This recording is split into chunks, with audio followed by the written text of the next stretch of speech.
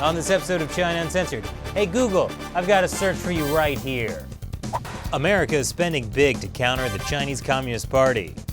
And finally, Chinese people are dying to choose what happens to them after they die. This is China Uncensored. Hi, welcome to China Uncensored. I'm your host, Chris Chappell. Our top story: an anonymous Google employee has leaked a secret plan. Google is creating a censored search engine just for the Chinese market. It will appeal to the sensibilities of a Chinese audience, and by that I mean it censors all the stuff the Chinese Communist Party doesn't want them to know about, like the Tiananmen Square massacre. I guess it's a good thing Google already removed the "don't be evil" bit from its code of conduct. We'll have more on Google in a future episode. In other news, and this is big, folks, Democrats and Republicans have agreed on something: spending money. Congress just passed the National Defense Authorization Act. It's the defense policy bill that determines the annual budget for the Defense Department. Let's just say it's a pretty big budget. And it specifically targets the Chinese Communist Party on a range of issues, like military activity in the South China Sea, theft of U.S. technology, and political warfare. It's part of a larger trend. U.S. lawmakers have finally watched enough China Uncensored to figure out that the Chinese Communist Party has been waging unrestricted warfare against the United States, and they're actually willing to take action. Of course, speaking of U.S.-China war, I can't help but think about the current trade war. President Trump had threatened a 10% tariff on $200 billion worth of Chinese goods. The Chinese Communist Party was not happy. So, Trump decided to double down and make it a 25% tariff on $200 billion worth of Chinese goods. The Chinese Communist Party is even not happier, and they vowed to retaliate. While those tariffs are not in effect right now, and won't be until after a period of public comment, the Chinese regime is already crying blackmail. And they have a point. I mean, Trump is basically threatening them with high tariffs unless they actually start following international trade and intellectual property rules, which is exactly the same as blackmail. And you know, it's not just that. Trump is being unfair when it comes to Taiwan, too. The U.S. has the audacity to allow a stopover in the U.S. by Tsai Ing-wen, the president of the Republic of China, also known as Taiwan, also known as the country/region who shall not be named. The stopover will happen next month on her way to Belize and Paraguay. I mean, can you believe it? The Chinese Communist Party is, unsurprisingly, demanding that the U.S. stop the stopover. Maybe they're just concerned that she'll have a bad impression of the U.S., especially if she has a 4-hour layover at LAX. And finally, why is this Chinese parking lot full of coffins? Well, I mean, I get it. I know what it's like to be dying to get a space. Get it? Because it's a parking lot and... Okay, moving on. But in this case, it's part of a campaign in southeast China to ban coffin burials. So Chinese authorities are rounding them up and destroying them. Sometimes even during a funeral. I really don't think that's showing proper respect to the dead. Police are even digging up graves. So Chinese police are literally grave robbers. Wonderful. And guys, I've seen a lot of movies. I know how this ends. Zombies. But seriously, this is causing outrage in China.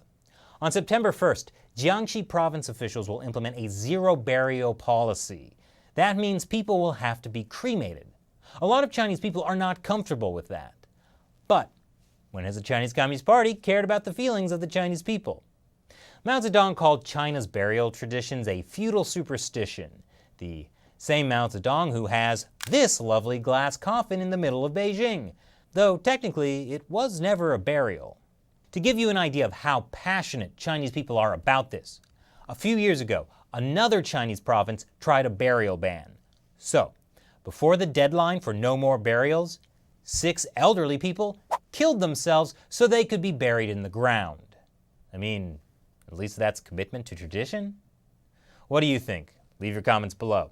And now, it's that time when we answer questions from fans who support the show on the crowdfunding website Patreon. Gus Schutt asks, have the people in Xinjiang actually posed a threat when it comes to terrorism? Is there another side to the stories, or has the CCP made up this story? Interesting question. As many of the folks watching know, Xinjiang is home to the Uyghur ethnic minority, which is mostly Muslim, or at least come from a Turkic culture. And despite all the love the Chinese Communist Party gives, just like those no-good Tibetans, there are those in Xinjiang who want freedom and independence. These people call Xinjiang East Turkestan, which is why, for years, they were referred to as separatists or splitists. That's the same language used against Tibetans. But following the terrorist attacks of September 11th, the Chinese regime had a brilliant idea. Let's start calling them terrorists. And while that term had been leveled against Uyghurs before, the party doubled down after 9/11. As this Jamestown Foundation piece put it, there's no doubt that China has taken advantage of the world campaign against terror in order to serve its domestic politics and foreign pursuits. For the first time, China felt unconstrained in using force. Wait, for the first time? I hadn't realized the Tiananmen Square massacre was the party showing restraint. And language is powerful. When you call a bunch of Muslims terrorists, it makes it a lot harder for them to get international sympathy, even if they're being severely abused by the Chinese regime. Is there what we in the US would call terrorism going on now in Xinjiang? Well, the party has not provided much convincing evidence of terrorism. Even so, it wouldn't be too surprising. They've been oppressed for decades. They have no outlet to speak. They're being forced to abandon their religious traditions. It's possible, just possible, that the Communist Party's actions are actually creating the urge to be terrorists. But also, and this is probably the majority of cases, people who are not criminals are being charged with the label terrorist. But really, with the lid the Chinese regime keeps on things, we may not ever know what's really going on in Xinjiang. Thanks for your question, Gus. And before you go, I'd like to ask all of you, if you can, please support China Uncensored by contributing $1 or more per episode on Patreon. We rely on viewer support, so every bit helps keep the show going. And as a way of saying thanks, you can send me your questions that I'll answer on the show.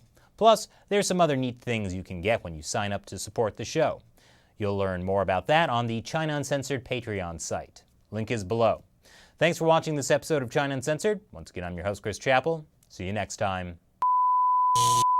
Hey, if you haven't heard, we have a new podcast, China Unscripted. Along with Shelley and Matt, the producer, I go into way more detail than we ever could on the show, which means more jokes too. So subscribe to us on iTunes. Once again, that's China Unscripted. Link is below.